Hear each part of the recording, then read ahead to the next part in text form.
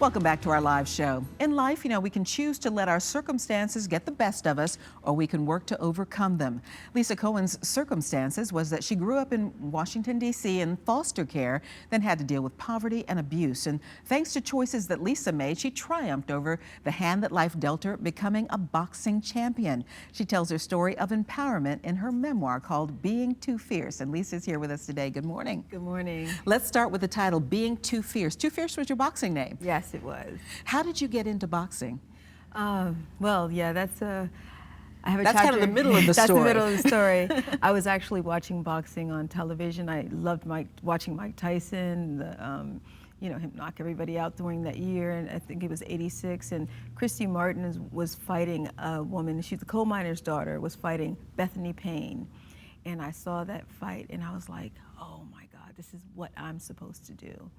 And I just felt it in my gut, and I looked for a boxing gym, and the rest is history. Yeah. And a lot of people always say, well, I'm too old to do that. I'm past that time. You were 28 when you started boxing. Yeah, I was. And you know what? I felt like I was ready at 28. I felt like this is what I'm supposed to do, so I got to do it. I don't want to turn 40 and say, oh my God, I should have done this, And after 40, you went on and went back to college. So you were continually setting goals for yourself. Yeah, that's how I live my life. I try to evolve a little every day and just, build on myself. Let's rewind the clock all the way back to the beginning, because that's really where your story begins. And Being Too Fierce kind of tells the story of you being in the foster care system and what that was like for you. You even dedicated the book to children who've been in or been through the foster system. You were the youngest of 5 children, and from birth, you ended up in the foster care system. I did. The story is of triumph.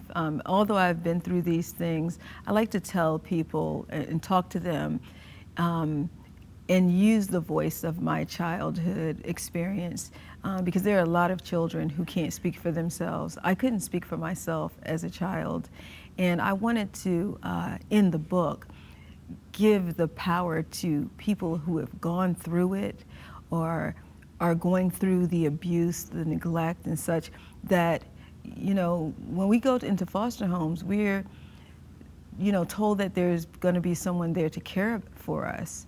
And oftentimes it's just the opposite, and when you grow up living your life feeling that nobody cares about you, that's a sad thing, but it teaches you how to care about yourself. It was a very eye-opening read, because for a lot of people, we're not familiar with the foster care system or what it takes. Why did you decide you wanted to share your personal story? Oh, I felt like I had to share it. It wasn't even a thing about wanting to at that point, at 28. I had no voice when I was a child. And when I read through my records, my foster care records, that really, it was, everyone saying stuff about me. And I just imagine this happening throughout the country. And I talked to so many people who have lived in foster care, and they want to share their story with me after they hear mine. Mm-hmm. So I'm hoping that I give people the power to talk about and to go through the catharsis and the, revelations, just clear themselves of the trauma that they may have gone through.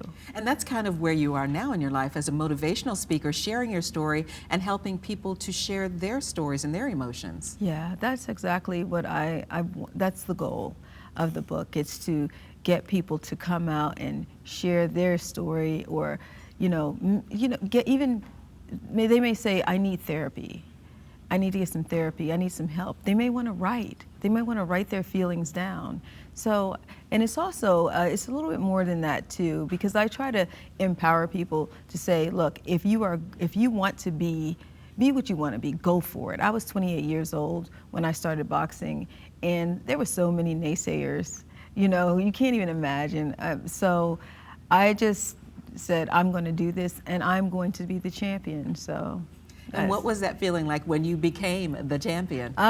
It was exhilarating. It really was. I can't even describe it. It was, you throw that final shot, and then the fight is over, and they put the belt around your waist, and you're like, is this really happening?